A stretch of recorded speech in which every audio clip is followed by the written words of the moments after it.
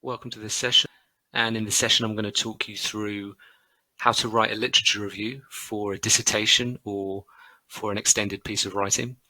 Before we go any further and I explain in a bit more detail about how the session is structured, just want to make a few quick points. Firstly, just to clarify that this session will be relevant for you if you're an undergraduate doing a dissertation or an extended piece of writing, or if you're a master's student as well, equally as relevant for you. It's also relevant if you're a PhD student, although bear in mind, of course, it's a much larger piece of work, so there might be a little bit more adaptation required in terms of the advice I give, but it will be relevant for you as well. So it's relevant across the board, whatever your level of study. Also bear in mind the second bullet point there about tailoring the guidance that I'm going to give you to the demands and the context of your dissertation and your discipline. Now, whenever I plan and deliver these sessions, I'm always very mindful that I make the advice and the guidance I give be both specific but also general enough so that it's relevant across a range of disciplines. So this isn't a session designed for any one discipline or any one particular dissertation. So it will be relevant for you in terms of the guidance I'm going to give, but bear in mind that even dissertations within the same research topic in the same discipline can be very different from one another. So the best advice is to always talk to your supervisor, particularly if there's something here that I say that you're not quite sure if it's suitable or necessary for your literature review in this case. Just talk to your supervisor, but certainly I will be clear about the guidance as I go through to make it as specific and relevant as possible. On a similar point as well, the language and the structure that I'm going to use in this session and in this series of writing the dissertation is that it's going to follow the structure of a typical dissertation, which is introduction, literature review, methods or methodology, results discussion, and conclusion. Now, I'm aware that in humanities, for example, in law, some of you in social sciences, you won't necessarily follow that rigid structure. And so bear that in mind as we're going through this session. However, in the context of the literature review, to be honest, it doesn't really matter if you don't follow that rigid structure. All of the advice and guidance I'm going to give you is still relevant. The only main difference might be that you might not have a literature review chapter. It might be integrated into your introduction, but it doesn't change the way really you approach it structurally, or the idea of analysis and the gaps, for example, which is what we're going to focus on. So that's just to clarify a few points before we get started. This is specifically how the session is going to unfold. We're going to first and foremost start with making sure we have a clear understanding of what a literature review is and the role it plays in the context of a dissertation. Then we're going to think carefully about this idea of gaps and the role of analysis in the literature review. And then we're going to move on more in the second half to think about synthesis and to think about structure.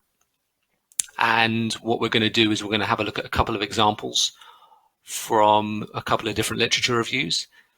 And we're going to see how this structure and the idea of the gap and the analysis, etc., how this all comes into these two examples that we're going to look at. So as I said, we're going to start with this question about what's the point of the literature review. And it's always important, inevitably, when you start something like this, that you just have a clear understanding of why you're being asked to do it. What purpose does it serve? So I've put 3 points here. There's arguably more, and in a way these 3 points interrelate with one another. But let's go through these one by one just to get a better understanding of the literature review and its purpose. So firstly, from a marker's perspective, it's important that you're able to demonstrate that you understand the research field. So this is the research field that your research sits in. And in different dissertation contexts, that research field might be quite broad, it might be quite specific and narrow. But either way, it's about you demonstrating that you understand that research and that you've really looked far and wide for a range of literature that fits into that research field and that has contributed to the development of that research knowledge. So it's your ability to identify relevant research, to bring it together, to analyze it, which we'll go into in a minute, and to show how that field has developed over time. In a similar point, it's also about building that portrait for your reader. So in a minute, I'm going to talk about this idea of a narrative in a literature review. And that's in a way what a literature review is. It's about forming a research narrative. It's about showing your reader how the research field has developed historically over time, what are the dominant issues, what are the dominant themes that have preoccupied researchers in that field. Now, both those 2 points are really important, but above everything else, the literature review, most importantly, is about identifying this idea of a gap or a research problem, or gaps or research problems. Now, the literature review in the context of the dissertation is about mapping out the relevant research, what's been done, but it's also about what hasn't been done, or what's been done but hasn't been done effectively, or what needs to be updated. I'm going to go into this a bit more context and detail in a minute about what this gap or research problem might be in the context of a dissertation. But really, what your literature review has to do by the end is position your research and set up your research in that wider research field. And it has to do that by telling the reader what the gap or gaps are that you are going to address. So in other words, what are the gaps that your research, that your dissertation is going to fill? And that very much is what the literature review above everything else is. And we'll see this in a little bit more detail shortly. But that's just a brief overview of what the literature review is about, what it's for, why you need to do it. So the role of analysis and this idea of the gap, identifying this gap. So you may well have often heard about this idea of a gap in a literature review or gap in research. And I'll go in a little bit more detail about that in a minute. But before I do, I just want to say something about analysis. Because when you're asked to do a literature review in the context of a dissertation or an extended piece of writing, you're not really ever given much more detail than that. I mean, you're just told to do a literature review. And that gives the impression sometimes that there's one fixed way of doing a literature review. But there are actually slightly different ways. And it's important to establish where your literature review sits in the different styles of literature review before you go any further. Now, like I said, there's different styles. You could use different language to define them. I often think it's best to think of a literature review, broadly speaking, in two different ways. There's two different styles. There's a narrative style and there's an interventionist style. And you don't strictly have to follow just one. You might do a bit of both. But they are slightly different, and knowing what the difference is between the two can help you make certain decisions down the road when it comes to the role of analysis in your literature review. So the narrative approach is more common with humanities, it's more common with social sciences, and it's where you construct a narrative, almost like a story, of arguments and research, and you move between the views and perspectives of different scholars. This is particularly relevant if you're dealing with theory. When you're dealing with theory, you'll often adopt that narrative approach. So it's moving between a range of different scholars, a range of different ideas and perspectives. And we're going to see an example of this in a minute. If you compare that with the interventionist style, that's not to say you don't move between different ideas and different studies and different scholars. You absolutely do, and that's very important in a literature review, that you achieve that synthesis, which we'll talk about in more detail shortly. The difference with the interventionist approach, as sort of indicated in the title, is it's more systematic and methodical in its approach. It will often look at studies in more detail that are particularly relevant to what you're doing, and it will consider how the study was constructed, what the study did, maybe what the study didn't do, and what the study found. And then you'll often consider the strengths and weaknesses of that study. Now, that sounds like a lot of detail for every study, and you won't often go into that level of detail. You won't necessarily touch on all of those elements.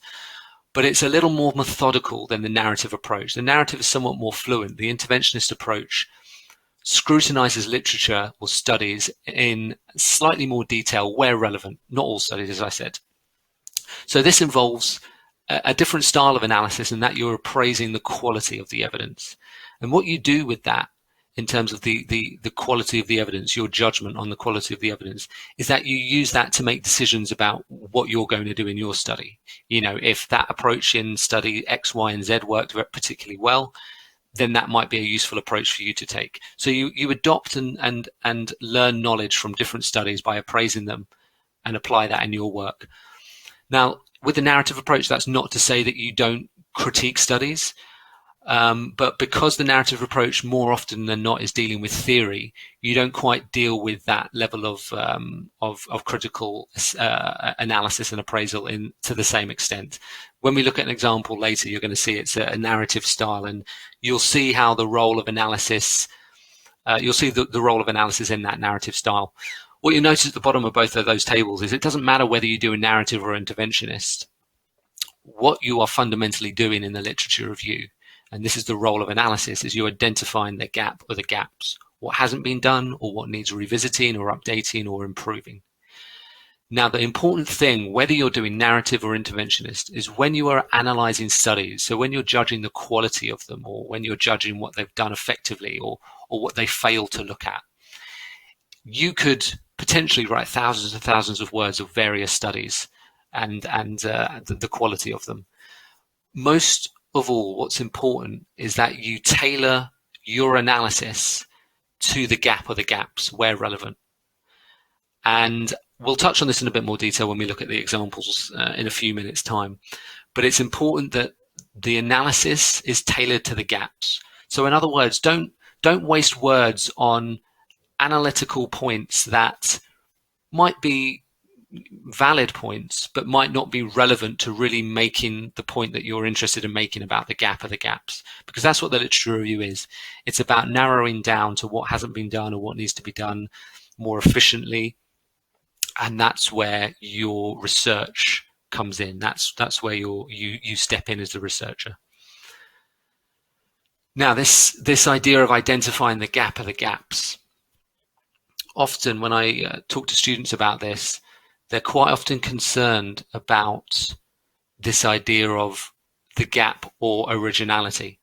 And when you're told that a dissertation needs to be some sort of original contribution, that can seem quite daunting. And this is what the gap is. The gap is your ability to contribute something original to the research field. Now, whilst it might seem quite daunting that that's what you have to do and there has to be an original contribution, it often isn't as daunting as it actually sounds. Now, as you can see on the slide there, I'm giving some examples, very broadly speaking, some examples of what constitutes a gap. And a gap or an original contribution isn't something that's never been done before, but very rarely is it something that's never been done before. Even in professional publications, published pieces of research, they're often, more often than not, they're built on existing work and they're developing existing work further. So it could be something that hasn't been researched before, but it's not likely that that's the case. So don't worry if you're doing something that has in some capacity been done before. What that probably means is it's going to be one of the second, third, or fourth bullet points, which is it's something that you think needs updating or amending or revising. It might even be repeating the study, but changing a variable or an element of the study. Or it might just be contributing to an undeveloped field. So sometimes you're interested in focusing your research on something that has been done before. There's a few useful studies that have done it, and you want to, by and large, look at the same research topic. And maybe your original contribution is simply that you don't think enough research has been done in order to advance the public knowledge on that particular issue. You need to do more research on it. So originality comes in various forms, and it's important to remember that you're not expected to invent something or reinvent something. That's not what originality means. Now we're going to look at the gap and analysis and this kind of stuff in a bit more detail with the examples when we get there. But let's shift our attention now to structure. And structure is always crucial in any piece of writing, academic or not. I mean, without structure, you don't really have coherence, and you lose meaning and you lose form. So structure is always important, but it's particularly important in the literature review because you're dealing with so much literature. You're dealing with a lot of different sources and a great range of information. And if you don't get the structure right, it can potentially make the work very confusing to read. So we're going to have a look at structure. Now, structure consists of different layers. I mean, there's ways that you structure paragraphs, for example. But before you have to do that, before you make decisions about how you paragraph certain parts of the literature review, you need to make an overall decision about how you structure the whole chapter, the whole literature review. And what you can see in front of you is effectively it's an upside down pyramid that's being segmented into layers. And this is a really useful exercise to make that initial decision about what the structure of your overall literature review is going to be, what order the themes or ideas are presented in. Now, this is the first decision you have to make is what are the subheadings or the categories or the themes or whatever you want to call them. And in order to make the correct decisions in terms of the order in which those themes or ideas go, it's really useful to convert that information into this upside down pyramid that you can see on the slide. So what we've got here is upside down pyramid. In other words, it moves from a broad position to a narrow position. And I've done a session on the introduction and conclusion for the dissertation. And for the introduction, I talk about the structure of that in exactly the same way. You move from a broad position to a narrow position. And that's how it works. That's what you're doing. So here's an example. This is a real example of a student's literature review structure. And this is the research question here. What role did the iron rivets play in the sinking of the Titanic? Now, they had 4 layers, 4 subheadings, 4 themes. Just ignore this last one just for the time being. I'll explain that in a minute. They had these 4 here, and they needed to make decisions about which order do those 4 layers go in. So what we do is we put it in this inverted pyramid. We go from broad to narrow. And the way to think of this is that you move from a broad position here, so research on maritime disasters, to a slightly narrower position, research on the Titanic. And that seems like a fairly clear and obvious decision. But what makes that clear and obvious is because research on the Titanic fits inside research on maritime disasters because it's an example. The Titanic is an example of a maritime disaster. If that structure was reversed, it wouldn't make sense to start with research on the Titanic and then follow up with research on maritime disasters because you're not moving from a broad to a narrow position. Following that up, they then having looked a little bit at research on the Titanic more generally, they then look at research on the structural integrity of the Titanic. So again, it's something very specific about the Titanic. Then they look at a specific example of structural integrity, role of the iron rivets, which gets them to their research question. Now, although it looks like you're going to allocate an even amount of words to these different layers because they're presented here in the inverted pyramid in equal proportion, that's not the case at all. There's no reason why you would want to spend too many words on this layer, for example, or this layer compared to this one, because this layer here is specifically what you are interested in exploring. So you need to look at that literature in more detail than the literature on maritime disasters in general. So you tend to allocate more words to the narrow part of the literature review. That's where most of the words should go because that's where it's more specific. And then what you do once you get to that very narrow focus and you look at that range of literature around that narrow focus, that should get you to your research focus. So the narrowest point of this pyramid, the narrowest point of the lit review at the end is where you say, these are the gaps, or this is the gap. This is therefore what I'm doing. And that then transitions into your methods or methodology. So that's the first decision you have to make. What is the overall structure of the lit review? What are the subheadings or the layers? And getting them in the right order from broad to narrow. Which layers fit inside which? Once you've done that, you're then at the stage where you need to start thinking carefully about how you actually structure those layers, paragraph to paragraph, how you structure those sections or groupings of your lit review. There's a few different ways that you can do this. I'm just going to present to you 2, specifically focusing on the second one, the thematic approach, because these are the most common, particularly the thematic. So one option that you have is chronological. You quite simply present the literature in order historically of when it was published. So it's linear, which is quite a nice way of showing the historical development of the field, which I mentioned earlier is something that is important in a lit review context, is to show how the research has developed historically in a linear way over time. So you can see how certain developments in the research have impacted on future research, on subsequent research. That being said, it can present a slight problem when you're trying to make connections between different pieces of literature. You might, for example, want to make a connection between a piece of literature that was published 20 years ago with a piece of literature that was published last year. And it's very difficult to make those connections in a fluent, synthesized, effective, and efficient way if they are separate in the literature review, if they're separated by hundreds and hundreds of words. I'm going to elaborate on that in a slightly different way in a minute when we look at an example. Which brings us to the thematic. The thematic isn't so much worried about linear order of when the research was published. It's more interested in groupings. It's more interested in what we just looked at on the previous slide, the idea that you break literature up according to not when it was published, but what the focus is, what they were interested in and what the ideas are.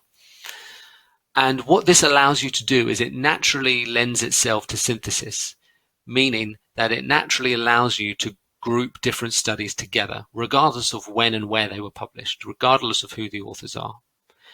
And that helps you develop that narrative. Like I mentioned earlier, it's very important that you have that fluency in your lit review, that you're moving between a range of different sources and you're showing the connection between those sources. Thematic allows that because you're not structuring the literature according to when it was published, but you're structuring the literature or the ideas in the literature according to what the themes are, or what the ideas, or what the issues presented are. Just bear in mind that you don't want to detract as well from the historical nature of research. You don't want to detract from the fact that you might be connecting something that is 30 years apart. It's still important to have a historical element in your literature review so that your marker and your reader is mindful of how the research has developed over time. Now, there's a couple of approaches. We're going to focus more on the thematic in a minute with the example that I'm going to show you. But just to say, there's no reason you can't slightly combine two or more different structures.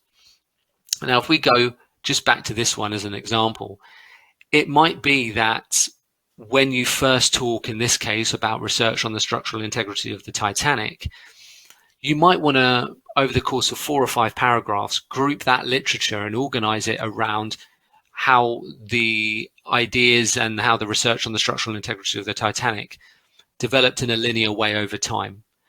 But when you get to the role of the iron rivets in the sinking of the Titanic, at that point, perhaps you're less worried about the historical linear development of it, but more interested in thematic groupings and thematic ideas. So you can slightly mix the structure up. This tends to happen when you present theories. You will often present a theory in detail first and maybe look at 2 or 3 subsequent scholars or subsequent theories that developed from that initial theory. So it's historical and linear. But then after that, you might move to a thematic approach. So you can slightly alter it. But the reason why the thematic approach is far more often than not the way that people structure a lit review is because it allows for that synthesis. It allows you to make groupings and connections between a range of different literature. So what we're going to do now is we're going to look at 2 short examples from 2 different lit reviews. So we've got sample A and sample B.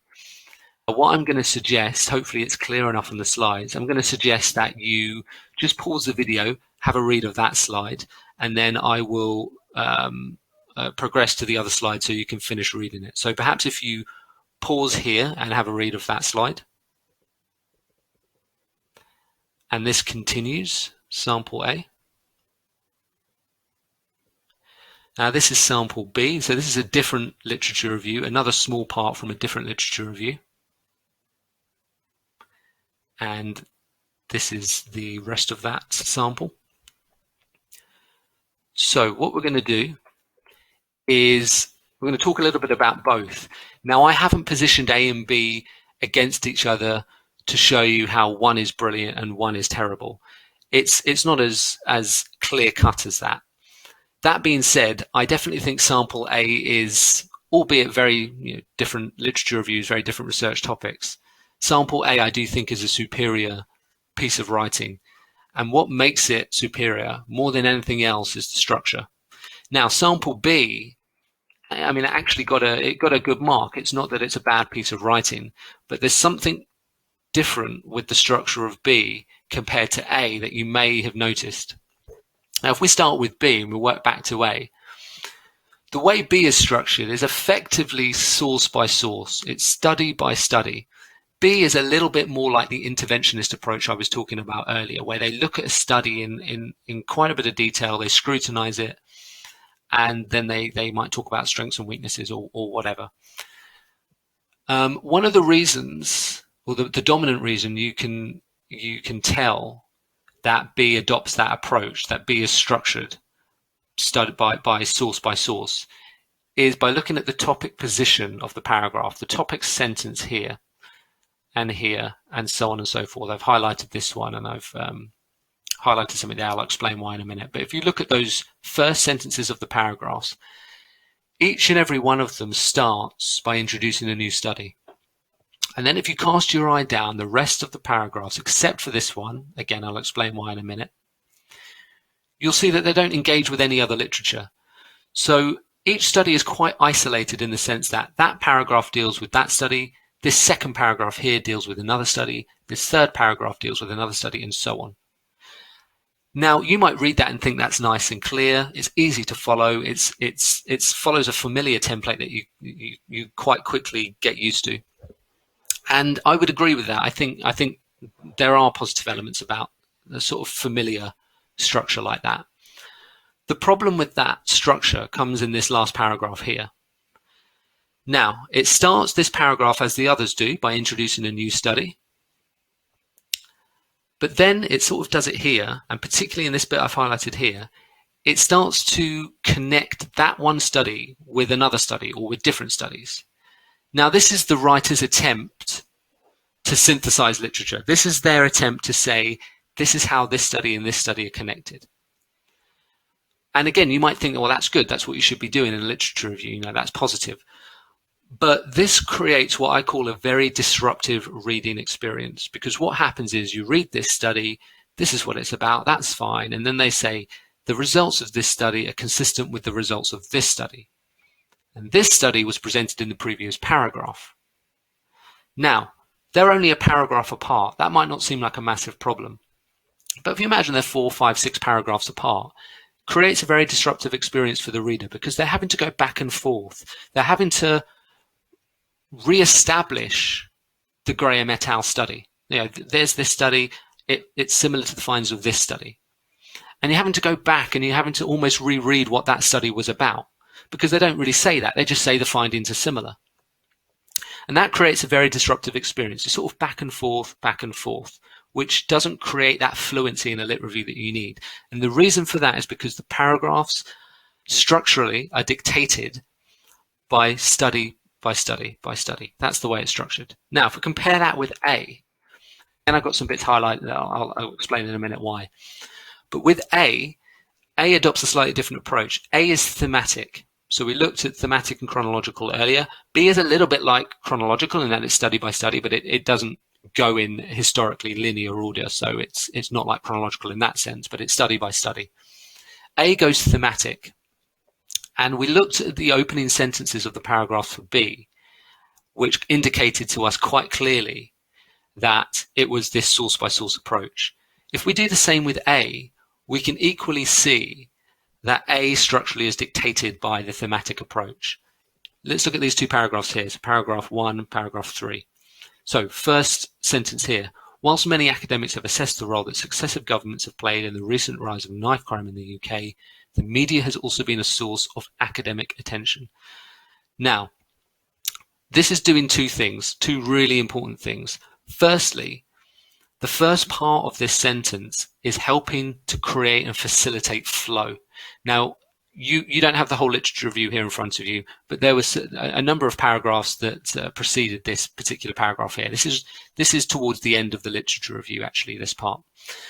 And what they're doing here is, firstly, they're linking back to what's just been said or what's been said earlier. So they're saying, whilst many academics have assessed the role that successive governments have played in the recent rise of knife crime in the UK, so they're linking backwards. They've reminded their reader, this is what we've just talked about. And now what they're doing is they're linking forward. So they're signposting forward. The media has also been a source of academic attention. So the first thing it's doing really well is it's creating flow by linking backwards. And just as a general principle of writing, when you're trying to create flow between paragraphs, that's a really good rule to follow. think of the first sentence as having two positions. It has, or two purposes. It links backwards and then it signposts forwards. So the linkage backwards is good, and it keeps the flow moving from the previous paragraph to this one.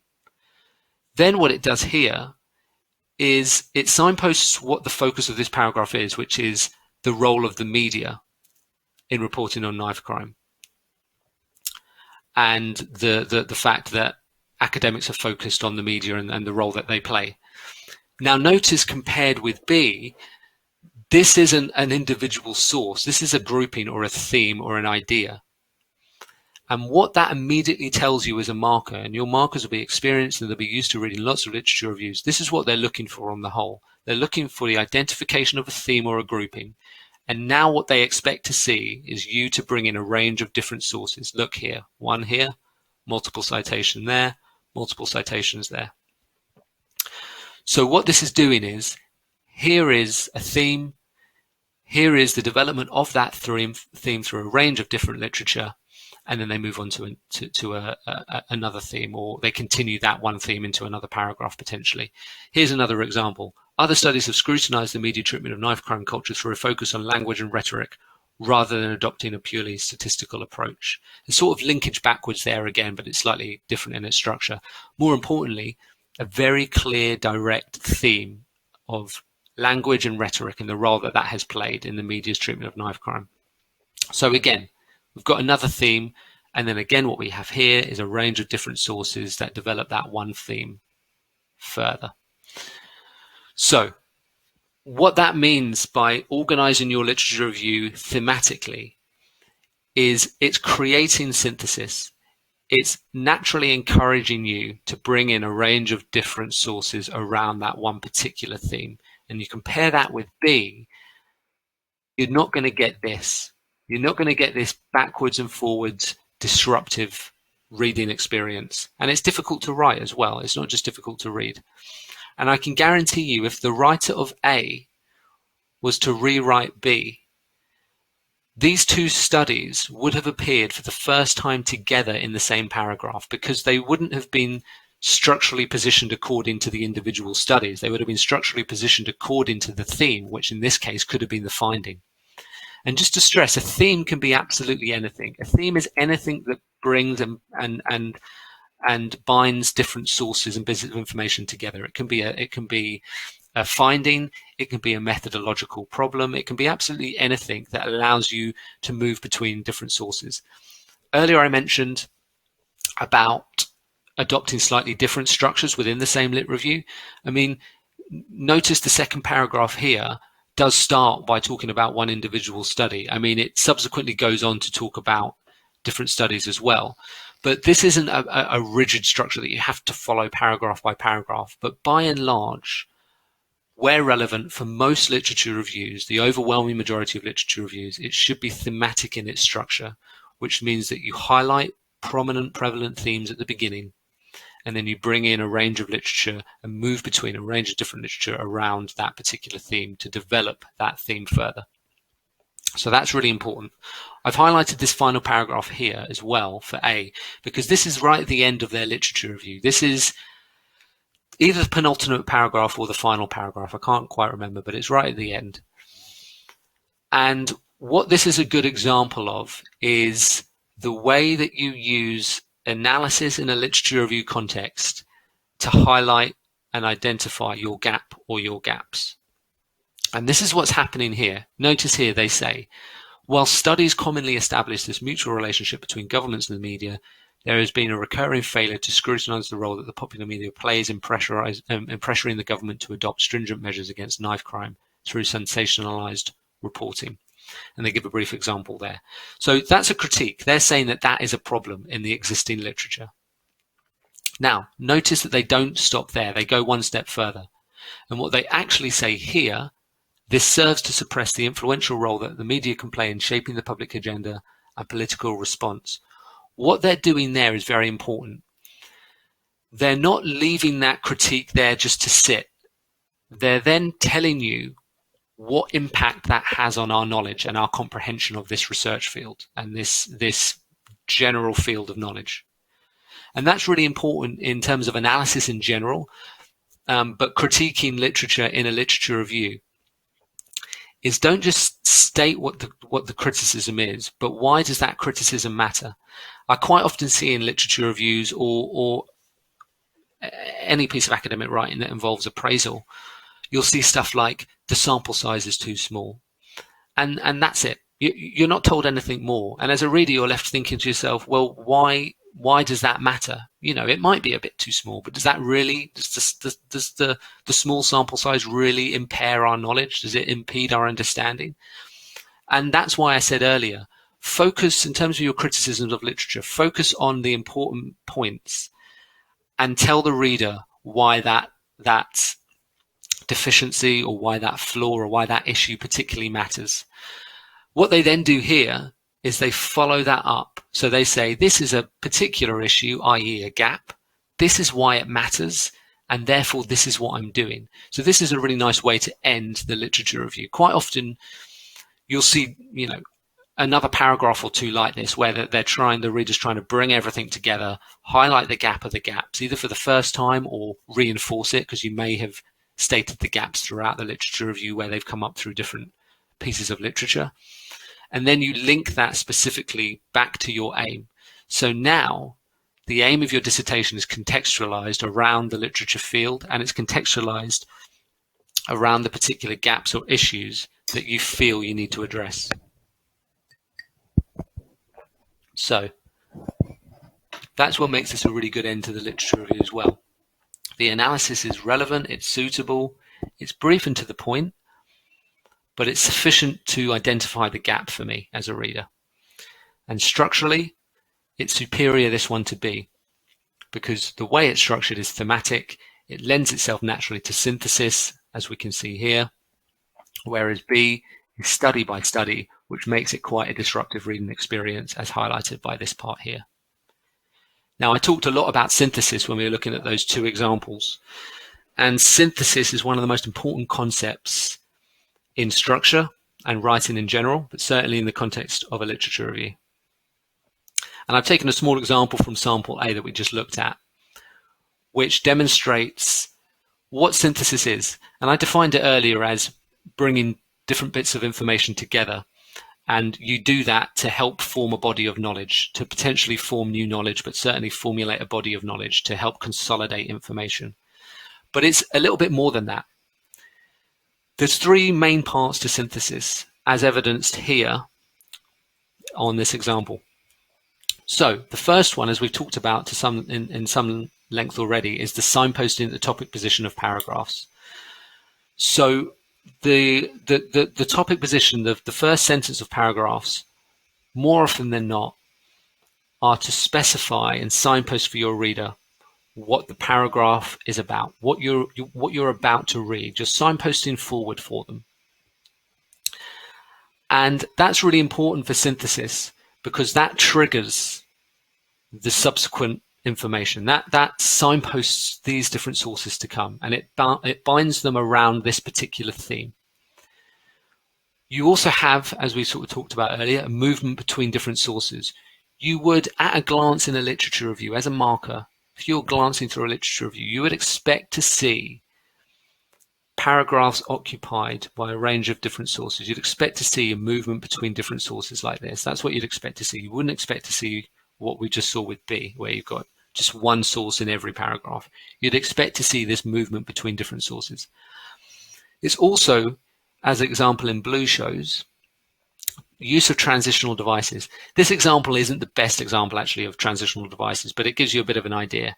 It's not just about signposting at the beginning. It's not just about dropping sources in throughout the paragraph. It's also about forming those logical cognitive connections. Because without these phrases, these transitional devices, we don't get that sense of narrative. We don't get that movement from sentence A to sentence B and sentence B to sentence C. This is a little bit like what I was saying earlier with the linkage backwards here to the signposting forwards. So those are the sort of the three dominant elements that if you can get right, you will achieve synthesis. And that's what synthesis entails. Now, I've said that's what synthesis is. That's how you achieve it.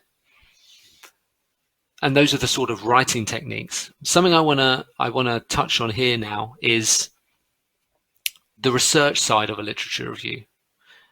And what I want to show you is what I've got in front of you there is it's two examples of how, from my experience, most people organize the literature that they're collecting during the research phase.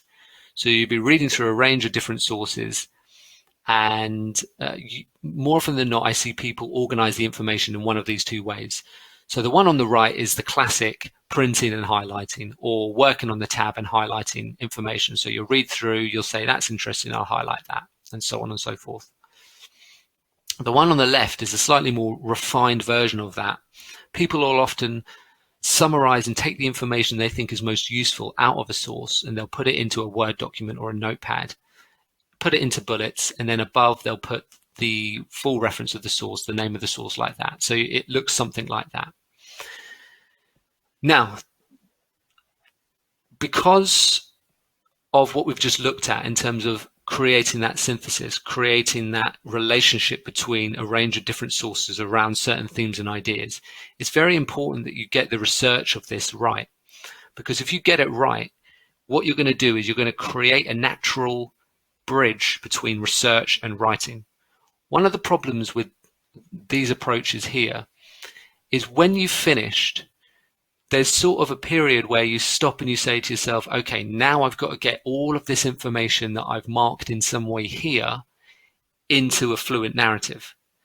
And the reason that that's difficult, and the reason from my experience that most people struggle with that, is because the way they've managed the research has not naturally created that bridge or that transition to the writing. Now let me show you what I mean with two other examples. So the one on the right is similar to what we just looked at. If we imagine that this is just, let's say this is one page from a journal article that you're reading. What the students would do is they would highlight parts that they find interesting. The slight difference here with the other one is that you've got different colors. So what this tries to represent here is they found this statement here about the other. And what they've done is they've marked it in blue. And now what they're going to do, when they read the same source or they read another source and there's some mention of the other, they're going to mark it again, but not in any color. They're going to mark it in blue. So they're coding it in a way. And you could do this with letters if you want, A, B, C, or numbers, 1, 2, 3. So that's one approach. Now, I think doing that is much more efficient and effective than just highlighting everything in the same color or whatever. But I still don't think it's the best approach. I think the one on the left here is the best approach. This looks somewhat similar to this one here on the left, but it is different in a fundamental way. So let's imagine that this is our journal article here on the right. And what I'm going to do is I'm going to read something and I'm going to say, this bit here is interesting. I think I might need to use that in my literature review in some capacity. So what I'm going to do is I'm going to take that information out. I'm not just going to highlight it. I'm actually going to take the information out. And more than likely, you'll paraphrase it because you want to paraphrase most of the information in your literature review. So you could paraphrase it now, save yourself time later down the road. Or if you wanted to, if you wanted the original quote, you could put the quote in your notes and then paraphrase it later. Completely up to you, whatever you think works best. Here we've got the quote. So let's say you've got a quote. You've taken information out from here. And you've put quotation marks around it so you know it's a quote. Now, if we go back to this one, what they would have done here, if you adopted this approach, is you would have put the citation or the full reference above. But we're not going to do that. We're going to put it next to it or we're going to put it underneath. You could put the full reference or here's just the citation and a page number so you know where it came from, so if you need to go back to it. Now what we do is we read this and we say to ourselves, what is this about? What are they saying? How might I use it in my literature review? How might I categorize it? What's the theme? And we give it a subheading above. This isn't necessarily a subheading you'll use in the literature review, but it's a way for now to get you grouping information together. So we've got a quote or a paraphrase, where it came from, and we've got a thematic subheading that defines what this is about, that groups this. Now, 2-3 days later, you're going to be reading something else, and you are going to come across a different perspective or a different point, or it may be reinforcing the same point, and you're going to do the same thing. You're going to take it out, and you're going to say to yourself, I'm not just going to put this anywhere in my notes. I'm going to put it precisely under the relevant subheading. And that's what this is. You notice here, we've got a range of different quotes or paraphrases that differ in some way or may reinforce each other, but come from different places, different years, but are all bound together by this one theme. Now what you're doing is you are starting to accumulate research and organize research in a way that mirrors how you're now actually going to write the literature review, which is thematic. And here's an example of that. I've just taken what we've just looked at on the left there, and this is a final write-up of that very small section of the literature review. And I'm not going to talk about it in detail, but if you look at what's on the left and you look how that manifests on the page on the right, you'll see what they've effectively done, what the writer's effectively done, is they've moved between these different pieces of information and glued them together. They've shown how this is connected to this and so on and so forth. The bits I've highlighted, these are the bits where the writer's voice is interjecting, where they're sort of stepping in and saying, well, this is what this means, or this is how it links to this source, or this person also agrees or disagrees or whatever. And that is effectively, in a narrative sense, what a literature review is trying to do. It's showing the connection between different sources and showing how that research has developed over time. Now, there's slightly different ways, you can do this. I mean, this for me is the way that typically works the best for most literature reviews. If you're going down more of a sort of systematic interventionist route, sometimes it's useful to create a table, and every row is a different source, and you could have a column for methods, a column for findings, a column for strengths, a column for weaknesses, for example. And then what you can do is cast your eye over that whole table and try and find connections between different sources. For example, if 3 of the 6 studies in your table found the same finding or results, that could be a theme, and you could group those 3 studies around that theme. So there's different ways that you can do it. But this approach here allows you to achieve synthesis naturally in a way that both of these approaches won't. If you go down this route, one of these 2 routes, your brain is having to do all the work. This is a way to get your ideas on the page in a way that creates a natural transition to the writing, as demonstrated by this. Now, you may be watching this thinking, I'm halfway through writing my literature review and I'm having a nightmare and I wish I knew this before.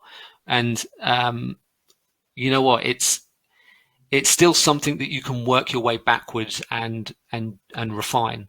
I mean, if you're really struggling with the actual writing of your literature review and maybe you did this or you did this, I would suggest you try and work your way back and try and build the information you've got into something like this with different themes and information from different sources around those different themes. It might seem like it's very time consuming, but it will save you time further down the line because it creates that natural transition you're looking to achieve in the writing. So you can approach this slightly different ways as well. You can go at it exploratory, so you might not know what the themes are that you're going to talk about in your literature review, and you can sort of pull them out as you find them. Or you might know exactly what the themes are. You can set them out already, and then every time you find something, you take it, you throw it under the relevant theme. Okay. So, a few more tips that I haven't had a chance to address, which I often get asked about this kind of stuff, and it's useful to just to give you a bit of clarity on these questions, because you might be thinking these yourself. I often get asked about the word count. How long should the literature review be? I mean, it depends on how long your dissertation is. If you're doing a sort of 10,000 word dissertation roughly, you might want to aim for around 2,000 to 3,000 words, very roughly speaking. If it's a 15,000 word dissertation, you'll more likely go up to the 3.5, maybe 4 mark. It's always in and around a third of the dissertation, or it could be up to a third of the dissertation. It certainly shouldn't be more than that, but it could be up to a third if you've got a lot of literature that you're dealing with. But it really is variable. You don't have to be concerned if somebody's got a much larger literature review than yours. It depends on how much literature there is. It depends on how old the research field is. It depends on a variety of factors, but there's a very rough set of figures for you there. I get asked how many sources should a literature review have. I mean, it's a similar sort of answer in the sense that it depends on the size of your literature review. It depends on how many sources there are. This really does vary. I've got a number there of 40 to 50 sources. That is a very, very rough figure. I think what I would most try and get across in responding to this question of how many sources is a literature review can deal with a lot of information, hence why we focused on structure.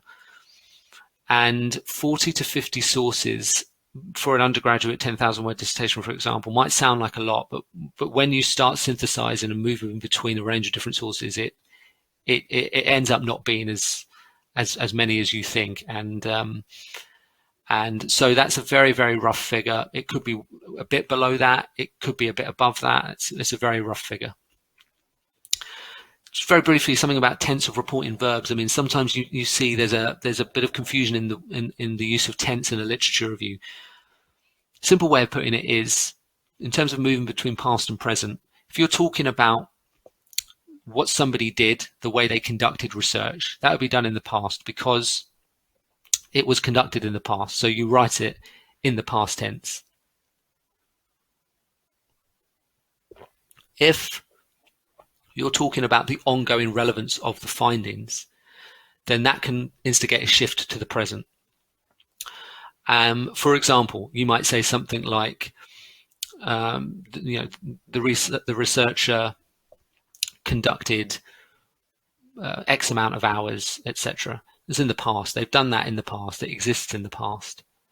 But if you're going to say something like, this demonstrates that X is better than Y, you can shift to the present. And the reason you can shift to the present is, although that finding and the relevance of that finding exists in the past, it also continues to exist in the present. So past for talking about what researchers have done in the past, what exists in the past, where they did it. Present when you're talking about the ongoing relevance of findings. Right. Very, very briefly, overlap between intro and lit review. I talk about this a little bit in the intro session, so I suggest you have a look at that in a bit more detail. But I'll often read the beginning of a literature review, and it sometimes sounds more like the beginning of an intro than a lit review. It's a very fine line. The way I define the difference between the two, because both are contextual, the way to think of it is that the beginning of the introduction is somewhat more social and cultural in its context. You're positioning your research focus in a broader social cultural context. In the literature review, you can do that to a certain extent, but it's more invested in the literature. It's more invested in the academic field. So the contextual opening of the literature review tends to be more academic, whereas the context of the introduction at the beginning tends to be somewhat more social, somewhat more cultural. If I give you an example I come across quite often, for example, like social media. If your context is, your research focus is social media, the opening context for your introduction for social media could be the impact of social media in everyday life. But the opening of your literature review, contextually speaking, for social media might be the way academics have defined social media. That's a very rough example, but that's something that I've seen a few times. And often that sort of social, cultural context in a literature review at the beginning tends to work better in an introduction. Another way of thinking of it is that the introduction, above everything else, certainly above the literature review, should be something that's very accessible and easy to read for anybody, not even an academic audience. Just anybody should be able to engage with and access the information you're presenting at the beginning of an introduction. Okay, so I hope you found that session useful. just to reinforce, it's with the literature review, it's about positioning your research and your originality in the context of the wider research field. It's about identifying those key gaps, those key issues, and it's about creating that fluent narrative. It's about moving between a different range of sources. So the structure is very, very important in this literature review to help you manage all of that information. Okay, I hope you found that useful, and I will see you all soon.